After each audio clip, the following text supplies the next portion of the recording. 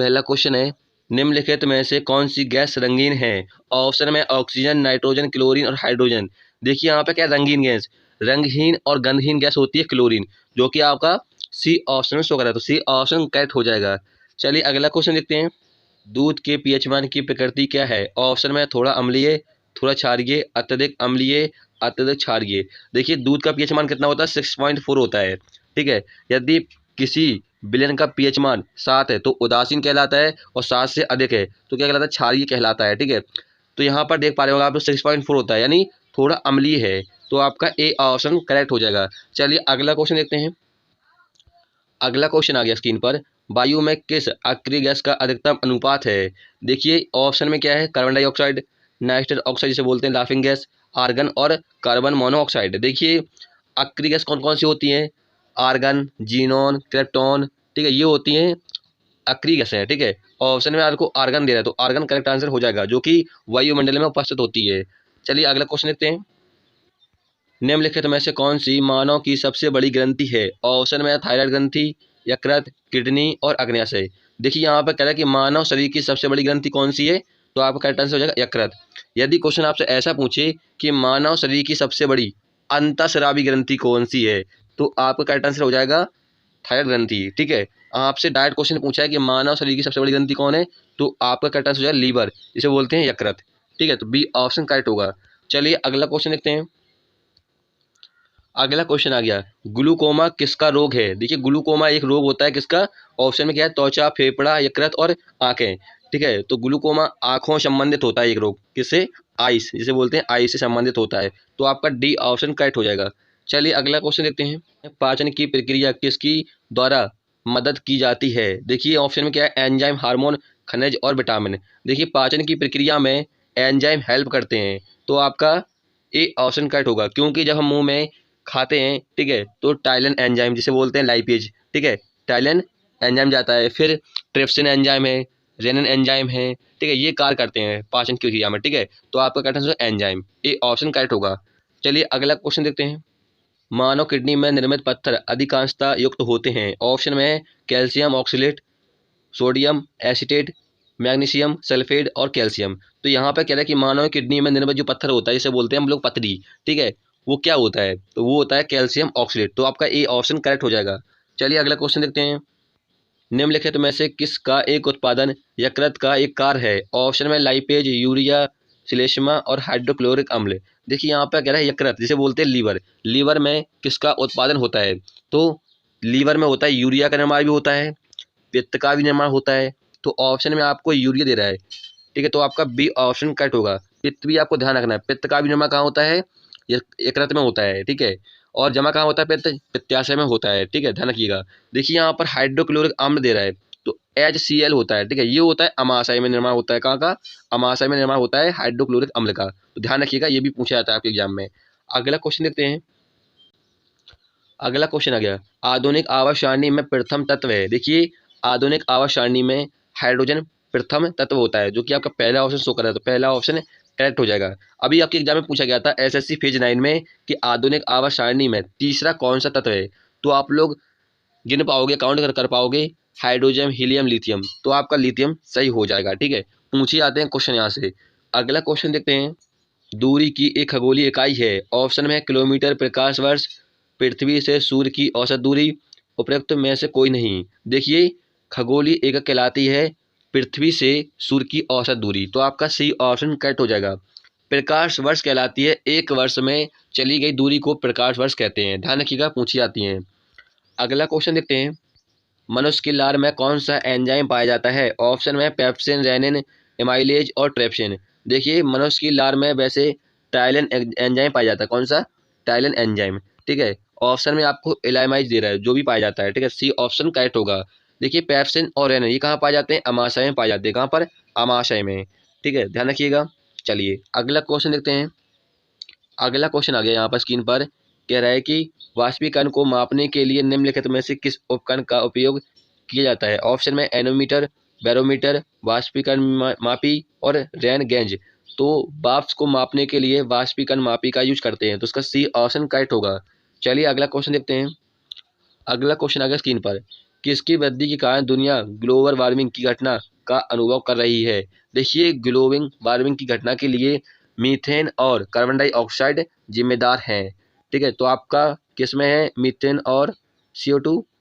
B option, तो B option correct हो जाएगा। चलिए अगला क्वेश्चन देखते हैं।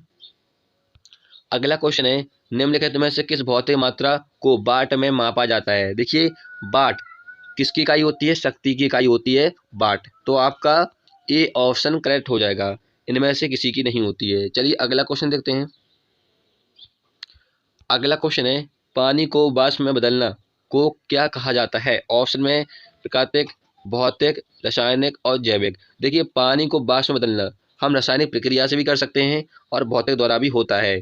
भौतिक मतलब ऑटोमेटिक, जैसे कि पानी गड्ढे में भरा है और सूर्य की किरणें पड़ते ही वो वाष्प में बदल जाता है। ठीक है, तो आपका बी ऑप्शन करेक्ट होगा। यदि क्वेश्चन ऐसे पूछता है कि मनुष्य द्वारा पानी को वाष्प में बदलना कौन सी प्रक्रिया है, तो रासायनिक प्रक्रिया होगी। ठीक है, यहाँ पे ऐसी कुछ नहीं कहा गया है। ठीक है, चलिए अगला क्वेश्चन देखते हैं। परमाणु में न्यूट्रॉन की खोज किसके द्वारा की गई थी? देखिए, परमाणु में न्यूट्रॉन की खोज की गई थी चैडविक के द्वारा। किसके? चैडविक के द्वारा की गई थी। तो आपका किस ऑप्शन में? बी ऑप्शन, तो बी ऑप्शन करेक्ट हो जाएगा। जे थॉमसन ने की थी इलेक्ट्रॉन की खोज। ये भी क्वेश्चन पूछा गया था आपके एग्जाम में। चलिए अगला क्वेश्चन देखते हैं। निम्नलिखित में से कौन सा विटामिन यकृत में संचित नहीं होता है? ऑप्शन में है vitamin A, vitamin C, vitamin D और विटामिन के। देखिए, यकृत है, लीवर की बात करें तो लीवर में ए, डी, के, B12 ये विटामिन रहते हैं या जमा हो रहते हैं। ठीक है, लेकिन यहाँ पर सी नहीं होता है, तो आपका सी ऑप्शन करेक्ट हो जाएगा। चलिए अगला क्वेश्चन देखते हैं। उस पदार्थ का नाम बताइए जो लाल लिटमस पेपर को नीला कर देता है? ऑप्शन में एसिड, क्षार, नमक और इनमें से कोई नहीं। देखिए, लाल लिटमस को नीला कर देता है अम्ल, जिसे बोलते हैं एसिड। तो आपका ए ऑप्शन करेक्ट हो जाएगा। चलिए अगला क्वेश्चन देखते हैं।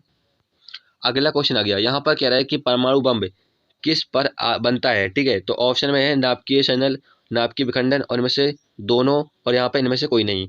देखिए, परमाणु बम किस पर आधार बनता है? तो नाभिकीय नाभिकीय विखंडन पे आधार पर बनता है। तो आपका बी ऑप्शन करेक्ट हो जाएगा। यदि हम बात करेंगे परमाणु बम का आविष्कार किसने किया था, तो ओपन ओपन हीमर ने किया था। तो ध्यान रखिएगा, ये भी एग्जाम में क्वेश्चन पूछा गया है। अगला क्वेश्चन देखते हैं। यहाँ पर कह रहे हैं पानी का पीएच मान होता है। देखिए, पानी का पीएच मान आपको ट्रिक के माध्यम से याद कराए थे मैंने। यदि वह वीडियो नहीं देखा है तो हमारे यूट्यूब की पृष्ठ पे आके RRB, NTPC, SSC, CHS, UP police के नाम से यहाँ पर टॉपिक बाई टॉपिक वीडियो डले हैं, तो आप देख सकते हो वहाँ पर जाकर। ठीक है, देखिए, हम 7 दिन पानी पीते हैं आप, क्योंकि महीने में 4 सप्ताह होते हैं और सप्ताह में कितने 7 दिन होते हैं, तो 7 दिन पानी पीते हैं हम लोग। ठीक है, तो 7 हो जाएगा आपका पीएच मान। ऐसे मैंने आपको याद कराया था, तो आपका बी ऑप्शन करेक्ट हो जाएगा। चलिए अगला क्वेश्चन देखते हैं। अगला क्वेश्चन आ गया, फैराडे के नियम किसके संरचना का परिमाण है? ऑप्शन में है ऊर्जा, ऊर्जा और चुंबकीय क्षेत्र, चार्ज और चुंबकीय क्षेत्र। देखिए, फैराडे का जो नियम होता है ये हमेशा चुंबकीय क्षेत्र की तीव्रता या की संरचना पर प्रमाण है। तो आपका डी ऑप्शन करेक्ट हो जाएगा। चलिए अगला क्वेश्चन देखते हैं। अगला क्वेश्चन आ गया स्क्रीन पर। यहाँ पर कह रहा है कि निम्नलिखित में से किसमें कोबाल्ट होता है? देखिए, ऑप्शन में है राइबोफ्लोविन और विटामिन B12, विटामिन ए और यहाँ पे विटामिन B6 है। देखिए, आपको मैंने बताया था ट्रिक के माध्यम से, जब मैंने आपको विटामिन पढ़ाए थे। ठीक है, तो मैंने बताया था कि विटामिन B12 का एक साइंटिफिक नेम क्या होता है? साइनोकोबालमिन। क्या होता है? साइनोकोबालमिन होता है। ठीक है, इसमें खुद लिखा होता है कोबाल, लिखा होता है ना, तो विटामिन बी में पाया जाता है कोबाल्ट की उपस्थिति। वेरी इंपॉर्टेंट क्वेश्चन है, बी ऑप्शन आपका करेक्ट होगा। चलिए अगला क्वेश्चन देखते हैं। अगला क्वेश्चन आ गया, भारत में हरित क्रांति के लिए विकसित जया और रत्न किसकी किस्म है?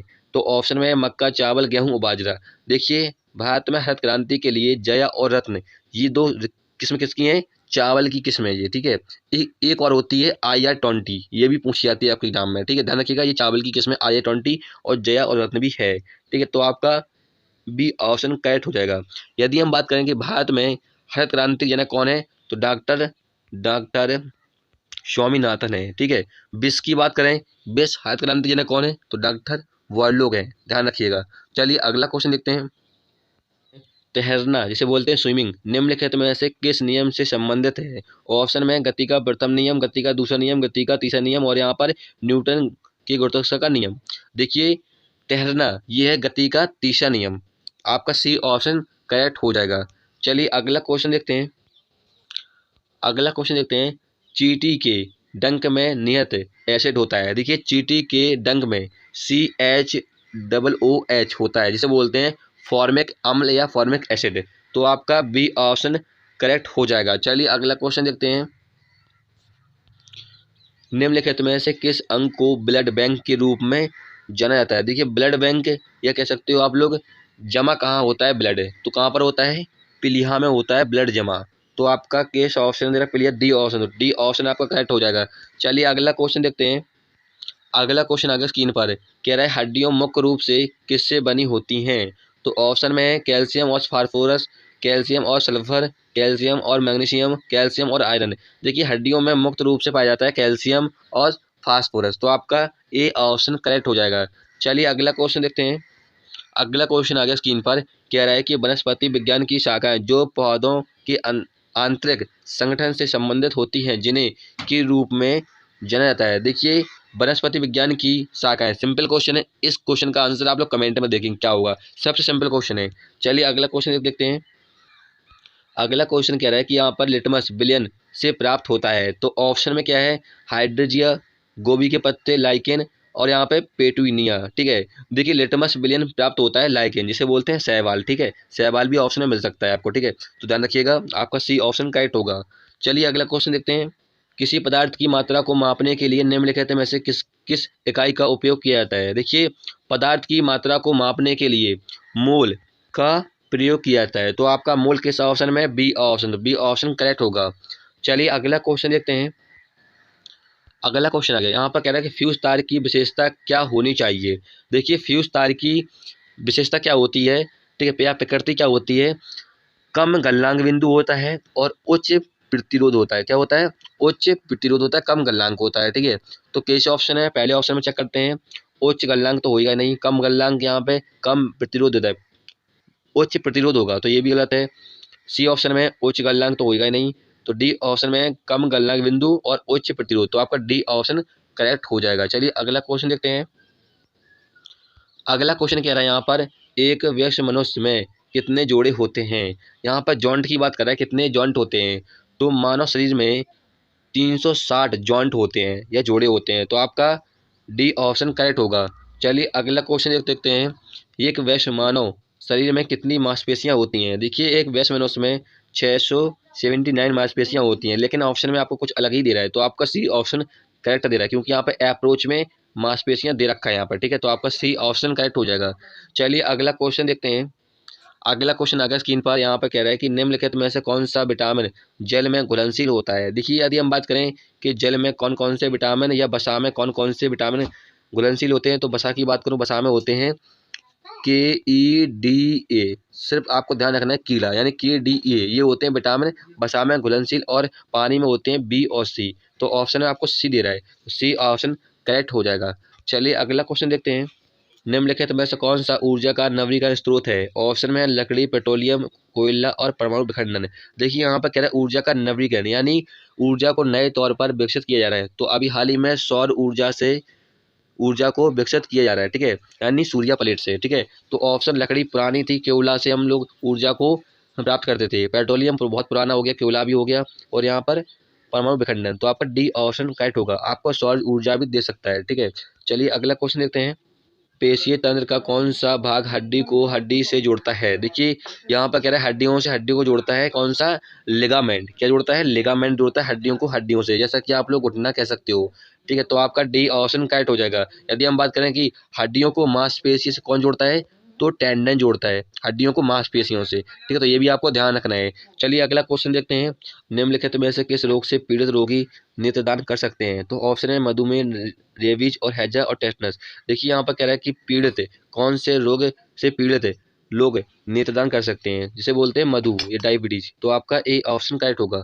चलिए अगला क्वेश्चन देखते हैं, अगला क्वेश्चन है, घेंगा रोग किसकी कमी के कारण होता है। ऑप्शन में है पोटेशियम, सोडियम, आयोडीन और कैल्शियम। देखिए घेंगा रोग होता है किसकी कमी से, आयोडीन की कमी से। तो आपका सी ऑप्शन करेक्ट होगा। देखिए यदि हम बात करें कि आयोडीन की मात्रा किस ग्रंथि में पाई जाती है, तो थायराइड ग्रंथि में पाई जाती है, किसमें, थायराइड ग्रंथि में। चलिए अगला क्वेश्चन देखते हैं, बारूद में मुख्य रूप से होता है। देखिए ऑप्शन में कैल्शियम सल्फेट, पोटेशियम नाइट्रेट, और यहाँ पर लीड सल्फाइड, जिंक सल्फाइड, बारूद में भरा होता है पोटेशियम नाइट्रेट। तो आपका बी ऑप्शन करेक्ट हो जाएगा। चलिए अगला क्वेश्चन देखते हैं। अगला क्वेश्चन है, एक परमाणु में न्यूट्रॉन की संख्या के समान होती है। देखिए परमाणु में न्यूट्रॉन की संख्या और द्रव्यमान की संख्या और परमाणु संख्या समान होती है, तो आपका बी ऑप्शन करेक्ट हो जाएगा। चलिए अगला क्वेश्चन देखते हैं। निम्नलिखित में से कौन आर्किमिडीज के सिद्धांत पर आधारित नहीं है? यहाँ पर कह रहे नहीं है। ऑप्शन में लैक्टोमीटर, हवाई जहाज के पंखों की डिजाइनिंग, हवाई जहाज को पनडुब्बी की डिजाइनिंग और हाइड्रोमीटर। देखिए यहाँ पर लैक्टोमीटर नहीं होगा, तो आपका ए ऑप्शन करेक्ट होगा, क्योंकि इसे दूध को घनत्व मापते हैं। चलिए अगला क्वेश्चन देखते हैं। अगला क्वेश्चन है, कैल्शियम हाइड्रोक्साइड के घोल का सामान्य नाम क्या है? देखिए कैल्शियम हाइड्रोक्साइड, इसे बोलते हैं क्या? नींबू पानी। तो आपका ए ऑप्शन करेक्ट हो जाएगा। इसका सूत्र होता है CaOH का होल ट्वाइज। चलिए अगला क्वेश्चन देखते हैं। निम्नलिखित में से कौन सा सीमेंट में प्रयुक्त होने वाला प्रमुख घटक है? देखिए सीमेंट में चूना पत्थर भी मिक्स होता है और जिप्सम भी होता है। तो ऑप्शन में आपका कह रहा है प्रमुख घटक कौन सा है, तो आपका ए ऑप्शन करेक्ट होगा, चूना पत्थर नहीं होगा। चलिए अगला क्वेश्चन देखते हैं। तांबा और जस्ता के मिश्र धातु को किस रूप में जाना जाता है? ऑप्शन में स्टेनलेस स्टील, पीतल, कांस्य और टाकना। देखिए तांबा और जस्ता के मिश्र धातु कहते हैं पीतल। क्या कहते हैं? पीतल बना होता है। तो आपका बी ऑप्शन करेक्ट होगा। चलिए अगला क्वेश्चन देखते हैं। अगला क्वेश्चन है, विभिन्न प्रकार के चश्मों को तैयार करने में प्रयुक्त होने वाला प्रमुख घटक है। देखिए चश्मों को तैयार करने में सोडियम कार्बोनेट का भी यूज होता है और सिल्का भी होता है। तो ऑप्शन में आपको सिल्का दे रहा है, तो आपका सिल्का करेक्ट आंसर हो जाएगा। सोडियम कार्बोनेट भी होता है, तो ध्यान रखिएगा सोडियम आपको ऑप्शन में नहीं दे रखा है, ठीक है। सोडियम सिलिकेट भी दे रखा है, ठीक है, सिलिकेट नहीं होता है, सोडियम कार्बोनेट होता है। चलिए अगला क्वेश्चन देखते हैं। अगला क्वेश्चन है, दालें किसका अच्छा स्रोत है? देखिए दालों में सबसे अधिक मात्रा में प्रोटीन ही पाया जाता है। क्या? प्रोटीन। यदि हम बात करें दालें किस राज्य में सबसे अधिक उत्पादन होता है, तो मध्य प्रदेश में होता है। सोयाबीन का भी मध्य प्रदेश में होता है। तो आपका सी ऑप्शन करेक्ट हो जाएगा। चलिए अगला क्वेश्चन देखते हैं। अगला क्वेश्चन आ गया, यहाँ पर कह रहा है पोलियो के टीके की खोज किसने की? देखिए पोलियो की टीके की खोज की है या वैक्सीन की खोज की है किसने? जॉन्स साल्क ने। तो आपका बी ऑप्शन करेक्ट हो जाएगा। जितने भी आविष्कार थे मैंने आपको एक वीडियो में करा दिए थे, ठीक है। चलिए अगला क्वेश्चन देखते हैं। अगला क्वेश्चन है, निम्नलिखित में से क्या डॉग फिश का निवास स्थान है? देखिए डॉग फिश जो कि एक समुद्री मछली है, तो आपका आंसर हो जाएगा सागर का निवास स्थान है डॉग फिश। तो आपका बी ऑप्शन करेक्ट होगा। चलिए अगला क्वेश्चन देखते हैं। अगला क्वेश्चन है, यहाँ पर कह रहे हैं बी कॉम्प्लेक्स समूह के एक विटामिन नियासिन की कमी से कौन सा रोग होता है? देखिए बी कॉम्प्लेक्स समूह में नियासिन, ठीक है, तो ऑप्शन में क्या है? देखिए यहाँ पर पेलग्रामा दे रहा है, पेलाग्रा, ठीक है, जो कि बी ऑप्शन करेक्ट हो जाएगा। रिकेट्स डी से होता है, रतौंधी विटामिन ए से होता है, वो तो ये तो होता ही नहीं है, ठीक है, तो आपका बी ऑप्शन करेक्ट हो जाएगा। चलिए अगला क्वेश्चन देखते हैं। पेनिसिलिन की खोज किसने की? ऑप्शन में एडवर्ड जेनर, नील्स बोहर और यहाँ पर सर अलेक्जेंडर फ्लेमिंग। तो देखिए पेनिसिलिन एक एंटीबायोटिक है जिसकी खोज की थी अलेक्जेंडर फ्लेमिंग। तो आपका सी ऑप्शन करेक्ट हो जाएगा। वेरी वेरी इंपॉर्टेंट क्वेश्चन है, कई बार पूछा गया है। अगला क्वेश्चन देखते हैं। अगला क्वेश्चन है, मधुमेह प्लेटलेट्स किस हार्मोन के संश्लेषण की कमी के कारण होता है? ठीक है, देखिए मधुमेह जैसे बोलते हैं डायबिटीज, ये होता है इंसुलिन की कमी से। तो आपका ए ऑप्शन करेक्ट हो जाएगा। चलिए अगला क्वेश्चन देखते हैं। अगला क्वेश्चन है, यहाँ पर डॉट लगाया गया है, कह रहा है को समुद्र के वाष्पीकरण द्वारा प्राप्त किया जाता है। देखिए समुद्र का पानी कितना खारा होता है, ठीक है, जब पानी उड़ जाएगा तो क्या बचेगा? NaCl बचेगा, जिसे बोलते हैं नमक। तो आपका सी ऑप्शन करेक्ट हो जाएगा। चलिए अगला क्वेश्चन देखते हैं। अगला क्वेश्चन है, होम्योपैथी के संस्थापक कौन है? देखिए होम्योपैथी की खोज की थी सैमुअल हैनीमैन ने। तो आपका ए ऑप्शन करेक्ट हो जाएगा। चलिए अगला क्वेश्चन देखते हैं। अगला क्वेश्चन है, निम्नलिखित में से कौन सा एक रेडियोधर्मी तत्व नहीं है? यहाँ पर कह रहा है कि रेडियोधर्मी तत्व नहीं है। ऑप्शन में है यूरेनियम, थ्योरियम, प्लूटोनियम और जर्कोनियम। जर्कोनियम एक रेडियोधर्मी तत्व नहीं है। तो आप पर डी ऑप्शन करेक्ट हो जाएगा। चलिए अगला क्वेश्चन देखते हैं। निम्नलिखित में से कौन सा रासायनिक परिवर्तन नहीं है? ऑप्शन से पता करते हैं क्या क्या ऑप्शन में। कागज का जलना, देखिए कागज का जलना एक रासायनिक परिवर्तन है क्योंकि हम खुजलाते हैं कागज को, ठीक है। दूसरे ऑप्शन में भोजन का पाचन, देखिए भोजन का पाचन करता है एंजाइम, यानी रासायनिक परिवर्तन है। तीसरा ऑप्शन है पानी को वाष्प में बदलना, ये भौतिक परिवर्तन है। तो आपका सी ऑप्शन करेक्ट हो जाएगा। कोयले का जलना, कोयला हमेशा ऑटोमेटिक नहीं जलता है, हम आग लगाते हैं, तो ये भी रासायनिक परिवर्तन है। तो आपका सी ऑप्शन करेक्ट हो जाएगा। चलिए अगला क्वेश्चन देखते हैं। BCG टीके में सी शब्द का अर्थ है। ऑप्शन में कैलमेट, कफ, क्लोरीन और कैडियम। देखिए ये क्वेश्चन आपके एनटीपीसी एग्जाम में पूछा गया था, एसएससी जीडी में पूछा गया क्वेश्चन है, यूपी पुलिस में भी क्वेश्चन पूछा गया ये क्वेश्चन, ठीक है। सी का अर्थ होता है कैमलेट, तो आपका ए ऑप्शन करेक्ट हो जाएगा। चलिए अगला क्वेश्चन देखते हैं। अगला क्वेश्चन है टारटारिक एसिड में नहीं पाया जाता है, तो ऑप्शन में है इमली, अंगूर, कच्चे आम और पालक। देखिए इमली, अंगूर, कच्चे आम इनमें पाया जाता है क्या, टारटारिक अम्ल, ठीक है। और पालक, पालक में पाया जाता है ऑक्जेलिक अम्ल। कौन सा, ऑक्जेलिक अम्ल पाया जाता है, ठीक है। तो यहाँ पर लिख देते हैं ऑक्जेलिक अम्ल, ठीक है, पाया जाता है किसमें, पालक में। चलिए अगला क्वेश्चन देखते हैं। अगला क्वेश्चन है यहाँ पर कह रहा है ताजमहल निम्नलिखित में से किससे प्रभावित है। देखिए ताजमहल का जो रंग है वो उड़ता जा रहा है, ठीक है, यानी प्रभावित है, तो वो है सल्फर डाइऑक्साइड। किससे, सल्फर डाइऑक्साइड से। तो आपका ए ऑप्शन करेक्ट हो जाएगा। चलिए अगला क्वेश्चन देखते हैं। एक सामान्य मानव शरीर का तापमान कितना होता है। ऑप्शन में दे रहा है आपको 98.4 डिग्री फ़ारेनहाइट और यहाँ पर 98। देखिए यदि हम बात करें कि मानव शरीर का तापमान फ़ारेनहाइट में पूछे तो कितना होगा, 98.6 फ़ारेनहाइट, ठीक है।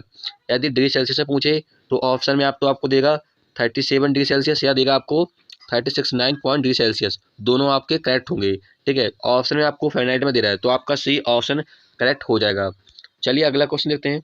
आयरन की कमी से होने वाला रोग क्या है या क्या कहते हैं। देखिए आयरन की कमी से होता है क्या, एनीमिया रोग, तो आपका सी ऑप्शन करेक्ट हो जाएगा। चलिए अगला क्वेश्चन देखते हैं। कार्बोलिक एसिड के रूप में किसे जाना जाता है। ऑप्शन में है फेरॉल, एथेनॉल, एसिटिक अम्ल और ऑक्जेलिक अम्ल। ऑक्जेलिक अम्ल एक कार्बोलिक अम्ल है, तो आपका डी ऑप्शन करेक्ट हो जाएगा। चलिए अगला क्वेश्चन देखते हैं। गैल्वेनीकरण के लिए निम्नलिखित में से किस धातु का उपयोग किया जाता है। देखिए गैल्वेनीकरण क्या होता है, जब हम लोहे पर जिंक का लेप करते हैं तो लोहे में जंग नहीं लगती है, ठीक है। तो ये प्रक्रिया होती है गैल्वेनीकरण, लोहे में जंग ना लगे, ठीक है। तो आपका ए ऑप्शन करेक्ट होगा, जिंक का लेप किया जाता है, ठीक है। चलिए अगला क्वेश्चन देखते हैं। ध्वनि की तीव्रता मापने की इकाई का नाम बताइए। देखिए ध्वनि की तीव्रता को मापते हैं किसमें, डेसीबल में। किसमें, डेसीबल में मापते हैं, तो आपका सी ऑप्शन करेक्ट होगा। चलिए अगला क्वेश्चन देखते हैं। निम्नलिखित में से कौन सी ग्रंथि अंतःस्रावी ग्रंथि के रूप में नहीं जानी जाती है। ऑप्शन में है पिट्यूटरी, लार पसीना और पेटोटेस्ट। देखिए पिट्यूटरी ग्रंथि को कहते हैं पीयूष ग्रंथि। पीयूष ग्रंथि एक अंतःस्रावी ग्रंथि है, तो आपका ये ऑप्शन करेक्ट हो जाएगा। देखिए और भी होती हैं ऐसी, थायराइड ग्रंथि भाई, पैराथायराइड ग्रंथि भाई, एडिनल थाइमस ग्रंथि, ये होती हैं अंतःस्रावी ग्रंथि, मैंने आपको करा चुके हैं। चलिए अगला क्वेश्चन देखते हैं। पौधों की पत्तियों द्वारा भोजन को संश्लेषित करने के बाद यह पौधों के अन्य भागों तक किस माध्यम से पहुंचती हैं। देखिए पौधों की पत्तियों तक भोजन फ्लोएम का काम होता है पहुंचाना, तो आपका बी ऑप्शन करेक्ट होगा। जाइलम का कार्य होता है पौधों की पत्तियों तक पानी को पहुंचाना, ठीक है। फ्लोएम का होता है भोजन पहुंचाना, ठीक है। तो आपका बी ऑप्शन करेक्ट होगा। चलिए अगला क्वेश्चन देखते हैं। अगला क्वेश्चन आगे स्क्रीन पर यहाँ पर कह रहा है कि आनुवंशिकता के नियम किसने दिया, जिनको आनुवंशिकी का जनक भी कहा जाता है। देखिए आनुवंशिकता का नियम दिया था ग्रेगर जॉन मेंडल, तो आपका ए ऑप्शन करेक्ट होगा। चलिए अगला क्वेश्चन देखते हैं। अगला क्वेश्चन है ऑटोमोबाइल वाहनों से निकलने वाले प्रमुख हानिकारक गैस जो वायु प्रदूषण का कारण बनती है। देखिए ऑटोमोबाइल वाहन यानी वाहनों से निकलने वाला हानिकारक क्या होता है, CO2, इसे बोलते हैं कार्बन डाइऑक्साइड, तो आपका सी ऑप्शन करेक्ट होगा। चलिए अगला क्वेश्चन देखते हैं। अगला क्वेश्चन है यहाँ पर क्या कह रहा है कि निम्नलिखित में से कौन सा रोग विषाणु से होता है यानी वायरस से होता है। तो ऑप्शन में क्या क्या है, पोलियो, मलेरिया, खांसी और दाद। खांसी दाद तो हो नहीं सकता, मलेरिया पोलियो में से एक होगा, तो आपका करेक्ट आंसर होगा पोलियो। पोलियो होता है विषाणु यानी वायरस से फैलता है। चलिए अगला क्वेश्चन देखते हैं।